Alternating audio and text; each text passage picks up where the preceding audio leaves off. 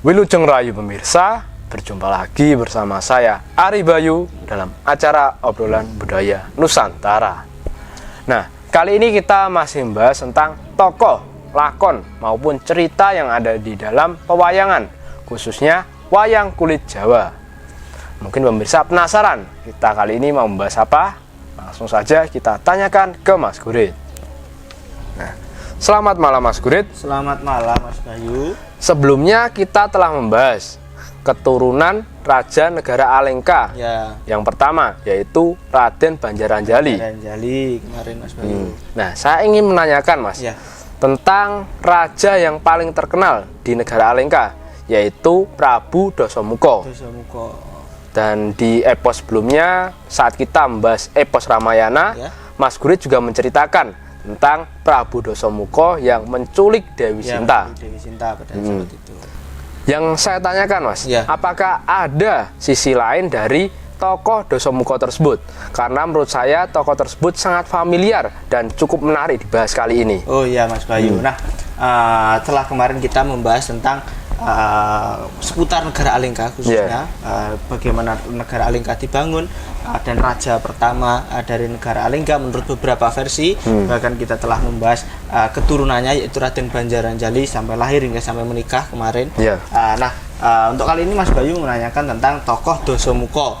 Kita awali dulu pada saat Ramayana kita juga telah membahas, namun hanya tentang Dasamuka yang istilahnya menculik Dewi Sinta dan konfliknya dengan negara Lokapala kemarin, kalau tidak salah. Nah, Dasamuka ini kemarin kita flashback sedikit ketika ada salah satu versi mengatakan bahwasanya raja pertama negara Alengka adalah Donoworojo Telu, yaitu yang bernama Maliawan, ada nama Mali dan juga Sumali kemarin, dan yang dua Mali dan Maliawan kan telah tewas oleh Badara Wisnu dan hanya tinggal Sumali.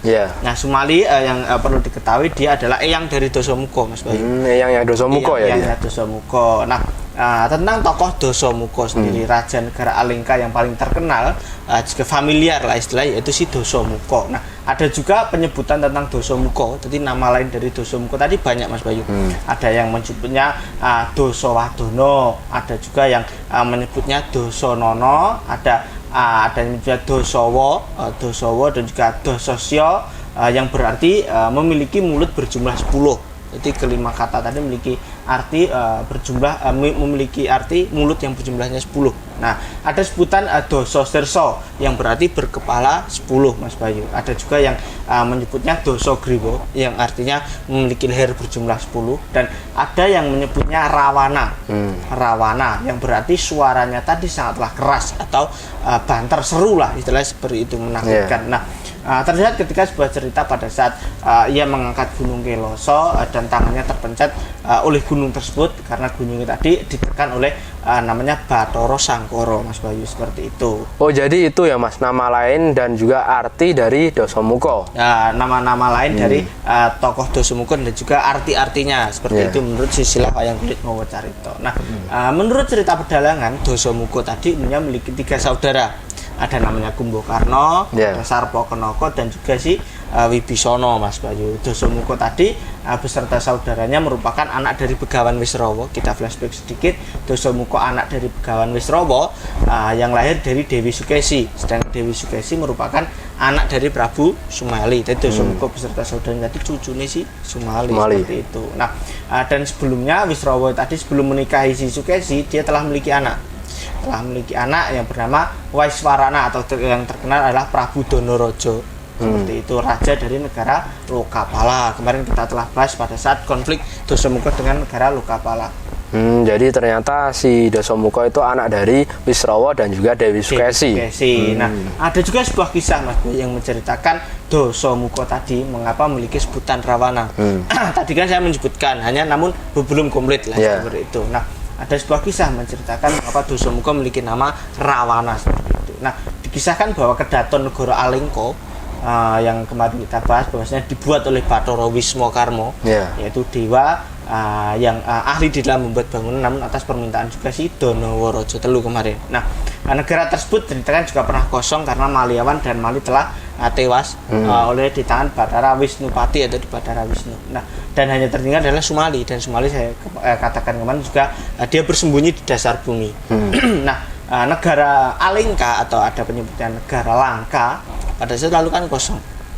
Nah, pada saat itu oleh sang Begawan Wisrawa, anaknya yang bernama Wiswarana tadi disuruh untuk menduduki negara tersebut, negara Alengka yang kosong. Jadi Donorojo atau Wiswarana tadi di situ dituliskan pernah menjabat menjadi raja di negara Alengka pada saat. Akan tetapi di situ tidak berselang lama karena pada saat itu ia digugat oleh si Dasamuka yang merupakan keturunan dari si Sumali pada saat itu.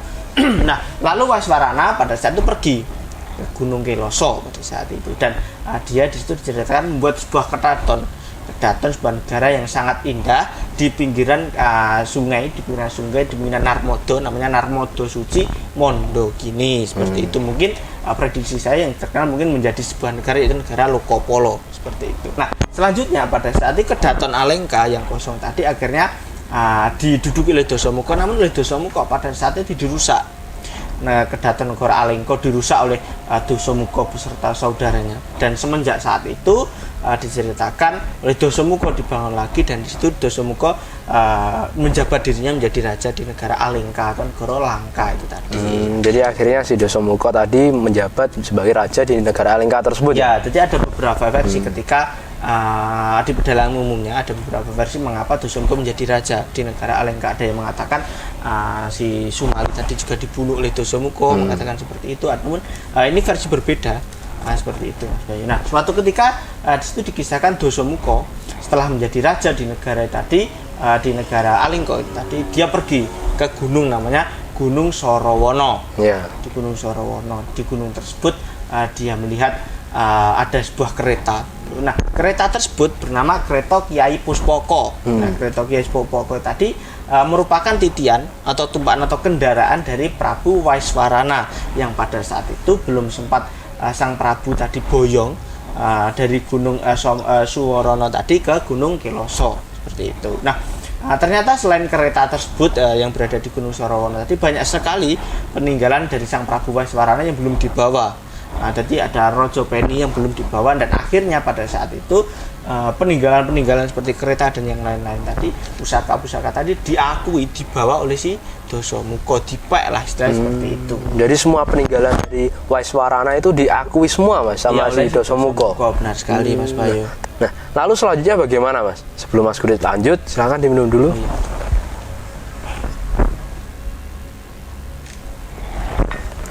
Silakan dilanjut, Mas. Nah, setelah Dasamuka tadi diceritakan pergi dari Gunung Sorowono tadi membawa beberapa itu tadi kereta dan yang lain-lain tadi, dia ingin pergi ke Gunung Keloso.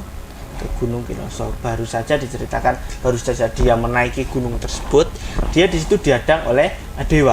Dewa namun berwujud seekor kera bernama Nandiswara tadi dewa, namun perwujudannya hampir seperti kera pada saat itu, Mas Bayu. Lalu mengapa, Mas, Nandiswara itu menghadang perjalanan Dasamuka saat itu? Nah, kera tersebut diceritakan menghadang atau melarang si Dasamuka karena pada saat itu si Dasamuka ingin menaiki gunung tersebut, menaiki dengan kereta Kiai Puspoko, karena di situ diceritakan di Gunung Keloso tadi ada seorang dewa namanya Bathara Sangkara atau Bathara Siwah tadi sedang mengadakan sebuah acara ritual di puncak Gunung Keloso itu tadi. Jadi di situ tidak boleh ada satupun orang yang mengganggu acara yang sedang diadakan oleh si Bathara Sangkara itu tadi. Jadi Nandiswara tadi anak buah si Sangkara, bisa dikatakan seperti itu.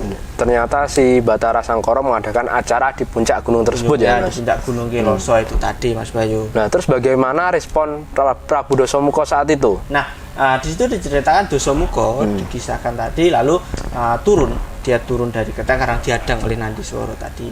Di situ dia menemui Nandiswara dan menanyakan siapakah yang ada di hadapannya itu tadi, dan siapakah si Sangkara itu tadi. Pada saat itu diceritakan ketika si Dasamuka tadi bertanya kepada si Nandiswara tadi, dia memperhatikan si wajah dari si Nandiswara karena wajah tadi mirip kera lah, seperti itu, berbeda dengan dewa-dewa yang lain. Di situ diceritakan Dasamuka tadi tertawa, istilahnya mengejek lah, hina, kok ada dewa yang wujudnya seperti kera itu tadi. Nah, di situ sang Nandiswara tadi lalu mengeluarkan sebuah kutukan pada Dasamuka karena menghinanya itu tadi. Nanti jika Dasamuka menjadi raja di negara Alengka, kerajaannya tadi juga akan hancur, akan diremuk istilahnya oleh orang-orang yang mirip seperti Nandiswara.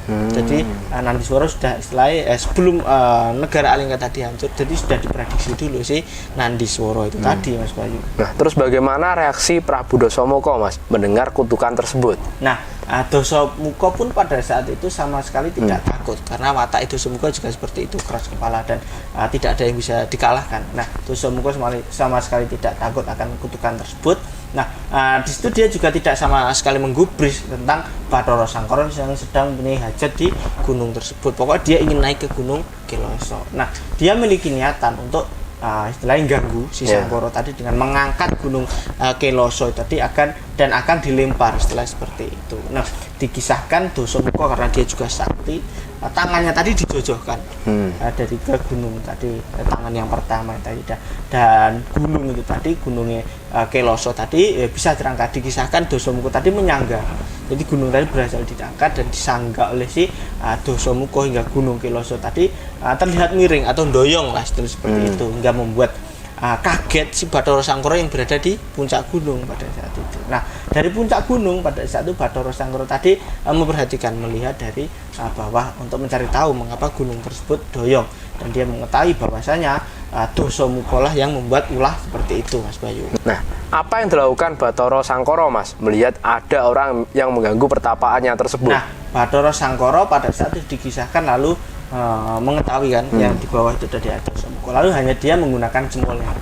Dia hanya menggunakan jempolnya yang sebelah kiri untuk istilah dipetak lah, menahan gunung tersebut agar tidak jadi miring.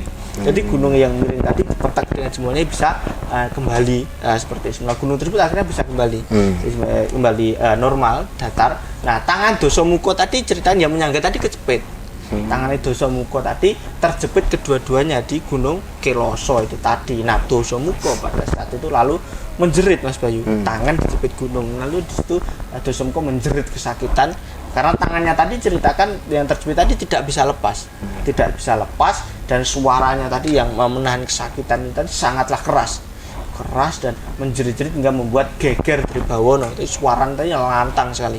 Nah, lama kelamaan pada saat itu timbullah rasa kasihan dari Bathara Sangkara itu tadi. Lalu ia lama kelamaan melepas tangannya tadi, melepas petekannya tadi, hingga tangannya Dasamuka pada saat itu bisa keluar, bisa terlepas dari jepitan tadi. Selain ngendoni lah si Sangkara tadi. Nah, pada Sang Bathara tadi karena ia heran dengan suara Dasamuka yang di situ membuat giris Dribawana, Sang Bathara Sangkara pada saat itu memberikan sebuah sebutan kepada si Rawana, yang memiliki sebutan kepada Dasamuka, diberi sebutan yaitu Rawana. Rawana yang artinya memiliki suara yang sangat keras, seperti itu. Jadi yang memberikan sebutan Rawana tadi adalah si Sangkara. Yang benar tadi di dalam silsilah Wayang Purwomokerto dituliskan yang benar penyebutan tadi Rawana, bukanlah Rahwana. Jadi tanpa huruf H. Jadi penyebutannya benar adalah Rawana, bukanlah Rahwana. Nah, jika Rahwana tadi sudah beda arti. Nah, Rahwana tadi rah yang berarti getih atau darah, dan wono tadi alas. Jadi jika diartikan, jika digabungkan sudah beda. Rahwana tadi jika digabungkan, jika kata Rahwana jika digabungkan kan berarti getih alas. Nah, dan tidak bermaksud. Jika Rawana menurut Bathara Sangkara adalah seseorang yang memiliki suara yang sangat keras atau lantang. Nah, namun jika di pedalangan, jadi kita tidak menyalahkan penyebutan Rahwana seperti itu. Nah, Rahwana mungkin jika di pedalangan nanti bisa dikatakan otak-atik matuk, juga bisa kan kereta basa seperti itu. Jadi permainan bahasa bisa dikatakan seperti itu. Nah, tentang tentang Rawana atau Dasamuka tadi kita ketahui bahwasanya keturunan dari Dasamuka tadi juga banyak istrinya, ada Dewi Tari. Dewi Tari juga melahirkan Indrajit. Jadi anak-anak Dasamuka dengan selir-selirnya tadi juga banyak sekali, Mas Bayu. Nah, mungkin itu dulu, Mas Bayu, untuk pertemuan kali ini kita membahas sisi lain dari Dasamuka. Selain nama-nama Dasamuka lain, ada sebutan Rawana, bukanlah si Rahwana. Kita mengetahui, kita hari ini mendapatkan ilmu yang sangat luar biasa, menguat dengan membahas tentang kata Rahwana itu tadi, Mas Bayu. Terima kasih ya, Mas Grit. Sama-sama, Mas atas kisahnya tadi. Mudah-mudahan cerita yang Mas Grit sampaikan bisa bermanfaat untuk kita semuanya. Ya, Mas Bayu. Nah, itu tadi pemirsa, cerita dari Mas Gurit tentang sisi lain Dasamuka. Ia memiliki beberapa nama, salah satunya yaitu Rawana, yang berarti seseorang yang memiliki suara yang sangat keras. Mudah-mudahan cerita yang Mas Gurit sampaikan tadi bisa menambah wawasan kita semuanya tentang pewayangan, khususnya wayang kulit Jawa. Dan apabila ada salah-salah kata, kami mohon maaf. Tetap ikuti video kami selanjutnya hanya di Salam Budaya Nusantara.